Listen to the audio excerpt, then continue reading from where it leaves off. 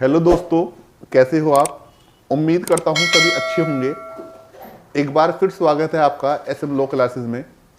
आज फिर हम एक नए टॉपिक को डिस्कस करेंगे और ये हमारा टॉपिक है इद्दत। आज हम जानने की कोशिश करेंगे कि ये इद्दत क्या है। तो याद रखना, ये इद्दत जो है ये भी मुस्लिम विधि की एक अनोखी परिकल्पना है। तो इद्दत को हम दो तरह से देखेंगे। एक तो इद्दत का हम शाब्दिक अर्थ देखेंगे, यानी कि एक तो हम इसका लिटरल मीनिंग देखेंगे और साथ ही साथ इसका जो है हम विधिक अर्थ भी जानने की कोशिश करेंगे कि इसका विधिक अर्थ क्या है, इसका लीगल मीनिंग क्या है।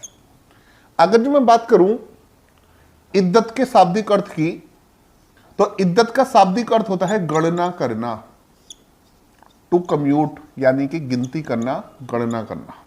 लेकिन अब हम यहां पर इसके विधिक अर्थ को जानने की कोशिश करेंगे कि तलाक का विधिक अर्थ होता है, यानी कि तलाक वह अवधि है जिसमें किसी विधवा या तलाकशुदा महिला को मुस्लिम विधि के अंतर्गत विवाह करने के लिए मना किया गया है। यानी कि वह अवधि जिस अवधि में किसी विधवा महिला को या किसी तलाकशुदा महिला को मुस्लिम विधि के अंतर्गत विवाह करने से मना किया गया हो, तो वह अवधि जो कहलाती है वो इद्दत कहलाती है। और इसी टाइम पीरियड को हम इद्दत काल कहते हैं, इद्दत काल। अब हमें यह समझना है कि जो इद्दत है, इस इद्दत का उद्देश्य क्या है, इसका ऑब्जेक्ट क्या है, इद्दत का उद्देश्य क्या है।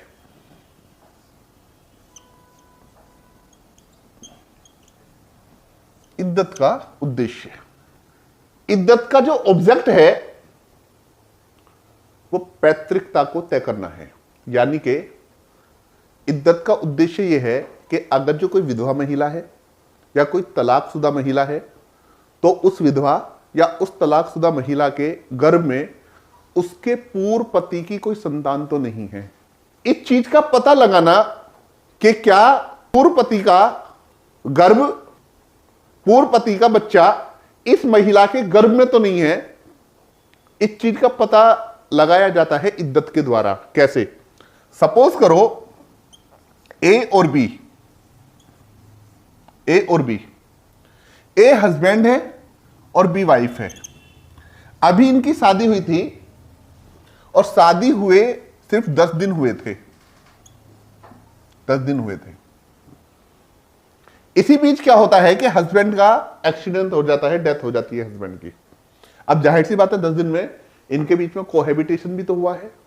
तो ऐसा कोई टेस्ट नहीं बना जो ये बता दे कि 10 दिन हुए हैं, कोहैबिटेशन हुआ है, ये फीमेल प्रेग्नेंट है या प्रेग्नेंट नहीं है। तो ऐसी कंडीशन में इस्लामिक सिद्धांतों के अनुसार इस महिला को 4 महीने 10 दिन, 4 महीने 10 दिन तक अलग बिठाओ, अलग रखो। और इस टाइम में ये महिला जो है सिर्फ उन लोगों से बात कर सकती है कि जिनसे इसकी शादी नहीं हो सकती, जिससे इसकी मैरिज प्रोहिबिटेड है, उनके साथ ये बात कर सकती है, उनके सामने आ सकती है।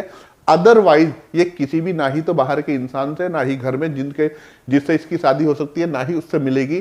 तो इसका जो पता है ये लगाना है कि मान लो कि अगर जो कोई महिला 4 महीने 10 दिन हस्बैंड की डेथ के बाद इद्दत में बैठी और ये पता चल गया इस बीच 4 महीने 10 दिन के अंदर ये चीज जाहिर हो गई कि ये वोमेन जो है ये प्रेग्नेंट है, तो याद रखना इसके गर्भ में जो बच्चा है वो इसका बच्चा है, वो इसकी प्रॉपर्टी का हकदार होगा, इस बच्चे को इसका नाम मिलेगा। तो इद्दत जो है, इद्दत का उद्देश्य पैतृकता का पता लगाना है कि क्या कि इस विधवा या तलाकशुदा महिला के गर्भ में उसके पूर्व पति का कोई बच्चा तो नहीं पल्ला। इस चीज का पता लगाना जो है इद्दत का उद्देश्य है। अब हम बात करते हैं कि इद्दत की शुरुआत कब से होती है, इद्दत का प्रारंभ कब से होता है। तो याद रखना अगर जो इसकी शुरुआत, इसका प्रारंभ देखें कि इद्दत की अवधि जो है वो कब से शुरू होती है, यानी कि कब से प्रारंभ होती है, अगर जो हम इस चीज को देखें तो याद रखना इद्दत की अवधि जो है ये विवाह विच्छेद की तारीख से शुरू होती है। जिस दिन से विवाह विच्छेदित किया गया है, जिस दिन से तलाक दिया है या विवाह विच्छेद हुआ है, उस दिन से इद्दत स्टार्ट हो जाएगी, ना कि उस दिन से जिस दिन से तलाक की सूचना मिली है। तो इद्दत की जो शुरुआत है वो विवाह विच्छेद की तारीख से है। कब से है? विवाह विच्छेद के दिन से है, ना कि जिस दिन इस चीज की सूचना मिली है उस दिन से। इसी के साथ याद रखना कि अगर जो कोई महिला है ए और बी, ए जो है हस्बैंड है और बी जो है ये वाइफ है। हस्बैंड ने अपनी वाइफ को डाइवोर्स दे दिया, अब ये बी जो है ये इद्दत पीरियड में थी, और आपको मालूम है जो तलाक की जो इद्दत है वो 3 महीने 10 दिन होती है, लेकिन अभी क्या हुआ था, 3 महीने 8 दिन हुए थे, यानी कि अभी इद्दत में 2 दिन बाकी थे। और इसी बीच हस्बैंड की डेथ हो गई। इसी बीच क्या हो गया? हस्बैंड की डेथ हो गई। जो इसका पूर्व पति है जिसने इसे तलाक दिया था उसकी जो है मृत्यु हो गई। तो अब इद्दत 2 दिन में खत्म नहीं होगी, बल्कि यहां से ही नया इद्दत पीरियड शुरू हो जाएगा, और अब इद्दत जो है 4 महीने 10 दिन के लिए आगे जो है कंटिन्यू हो जाएगी। ये प्रॉब्लम है जो अक्सर एग्जाम में जो है पूछी जाती है कि अगर जो किसी फीमेल को, महिला को तलाक हुआ था और अभी वो इद्दत में थी, इद्दत की अवधि पूरी नहीं हुई है, इसी बीच पूर्व पति की मृत्यु हो जाती है, तो जिस दिन से मृत्यु हुई है अब एक नया इद्दत शुरू हो जाएगा, 4 महीने 10 दिन। अब दोबारा से उसको उसी दिन से इद्दत जो है करनी पड़ेगी। लेकिन यदि इद्दत की अवधि पूरी हो गई थी, तलाक दिया गया था, इद्दत की अवधि पूरी हो गई, उसके बाद हस्बैंड की डेथ हुई है, तो अब कोई प्रभाव नहीं पड़ता, अब इसे नई इद्दत करने की जरूरत नहीं है। क्लियर? अब हम देखेंगे इद्दत की अवधि, ये वेरी वेरी इंपॉर्टेंट है। इद्दत की अवधि,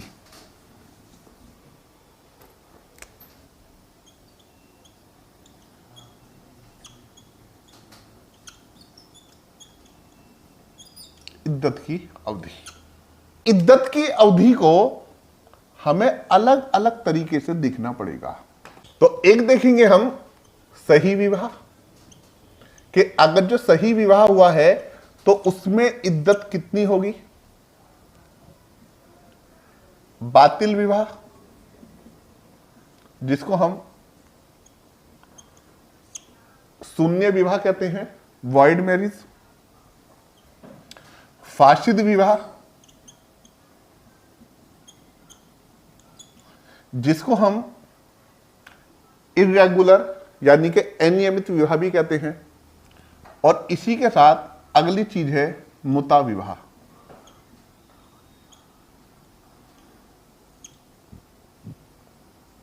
चारों तरह की शादी में इद्दत जो है उसका जो ड्यूरेशन है वो अलग अलग है। सपोज करो सही विवाह था, तो नंबर 1 देखना, इसमें क्या हुआ है कि डाइवोर्स हुआ है। सही विवाह था लेकिन कोहैबिटेशन यानी कि सहवास नहीं हुआ, तो इद्दत की जरूरत नहीं है।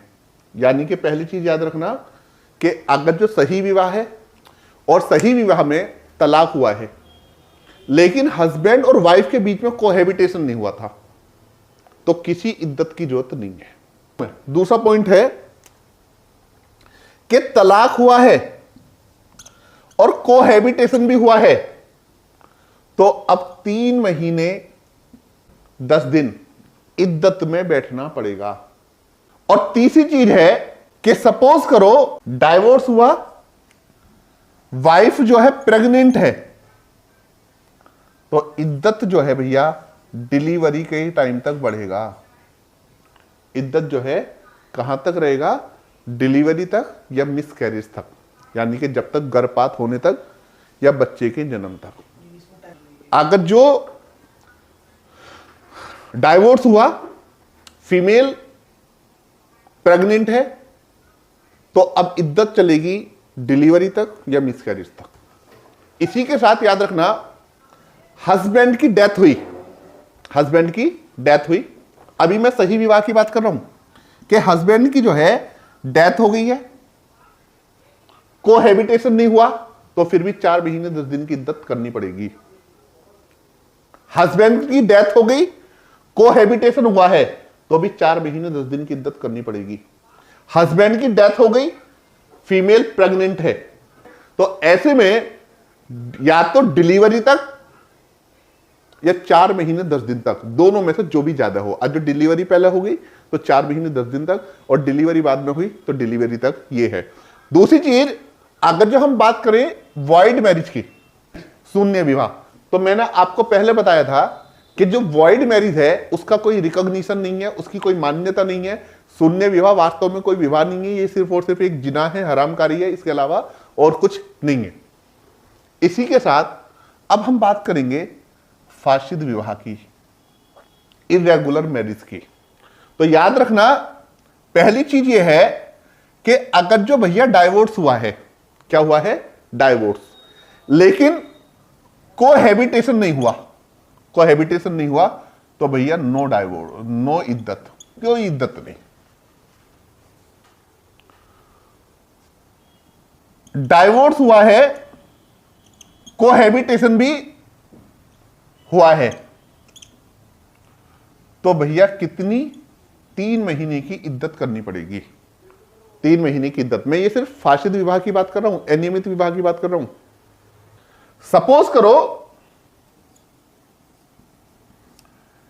हस्बैंड की जो है डेथ हो गई, लेकिन कोहैबिटेशन नहीं हुआ, कोहैबिटेशन नहीं हुआ, तो भैया नो इद्दत, कोई इद्दत नहीं, कोई भी इद्दत जो है करनी नहीं पड़ेगी। हस्बैंड की डेथ हो गई, कोहैबिटेशन हुआ है, तो 3 मंथ की इद्दत करनी पड़ेगी। ये इर्रेगुलर मैरिज की मैं बात कर रहा हूं। इसी तरीके से अब हम बात करते हैं मुता की, मुता विवाह की। मुता विवाह आपको मैंने पहले बताया था कि मुता विवाह वो शादी होती है कि जिसमें टाइम भी फिक्स है और जिसमें सारी चीजें फिक्स हैं। तो मुता विवाह में समझ लें कि समय बीत गया, हस्बैंड वाइफ का जितने टाइम के लिए हुआ समय बीत गया, लेकिन हस्बैंड वाइफ के बीच में कोई कोहैबिटेशन नहीं हुआ, तो कोई इद्दत नहीं। समय बीत गया, कोहैबिटेशन नहीं हुआ, कोई इद्दत नहीं। समय बीत गया, 2 कोहैबिटेशन हुआ है, तो 2 महीने की इद्दत करनी पड़ेगी, 2 महीने की इद्दत करनी पड़ेगी। दोनों में से कोई भी पक्षकार टाइम से पहले जा रहा है, सहवास नहीं हुआ, तो कोई इद्दत नहीं। अगर जो टाइम से पहले कोई जा रहा है दोनों में से कोई भी, लेकिन कोहैबिटेशन हुआ है, तो फिर भी 2 महीने की इद्दत करनी पड़ेगी। अगर जो हस्बैंड की डेथ हो जाती है मुता विवाह में और कोहैबिटेशन नहीं हुआ, तो 4 महीने 10 दिन इद्दत करनी पड़ेगी। हस्बैंड की डेथ हो जाती है, कोहैबिटेशन हुआ है, तो भी 4 महीने 10 दिन की इद्दत करनी पड़ेगी। फीमेल प्रेग्नेंट थी, हस्बैंड की डेथ हो गई, तो भैया डिलीवरी के टाइम तक जो है इद्दत पीरियड बढ़ेगा। तो जनरली ये देखा है हमने इद्दत को, और इसको आगे और भी समझने की कोशिश करेंगे। जब तक के लिए जय हिंद, जय भारत।